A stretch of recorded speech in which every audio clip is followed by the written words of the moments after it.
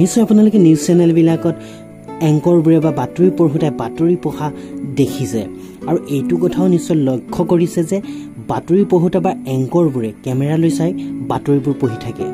এয়া বাৰু কেনেকৈ সম্ভৱ? এংকৰবোৰে বাতৰিবোৰ মুখস্থ কৰি আনে নেকি? এই বিষয়ে আজি এই ভিডিঅ'টোত আলোচনা কৰিম। তেতিয়াহ'লে ভিডিঅ'টো আৰম্ভ কৰিছোঁ।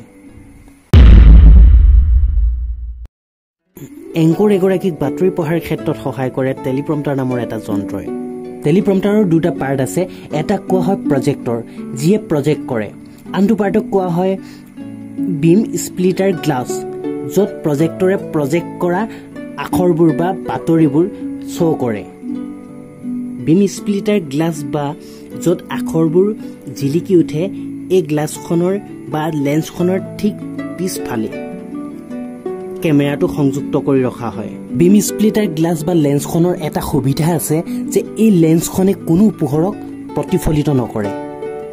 যেতিয়া এংকৰগৰাকী বিম স্প্লিটাৰ গ্লাছত জিলিকি উঠা আখৰবোৰ চায়, তেতিয়া লেন্সখনৰ ঠিক পিছফালে কেমেৰাটো সংযুক্ত কৰি ৰখাৰ কাৰণে কেমেৰাটোলৈ চোৱাৰ দৰেই লাগে। আৰু এনেকৈয়ে এংকৰ এগৰাকীয়ে নিউজ চেনেল এটাত বাতৰিবোৰ পঢ়ে।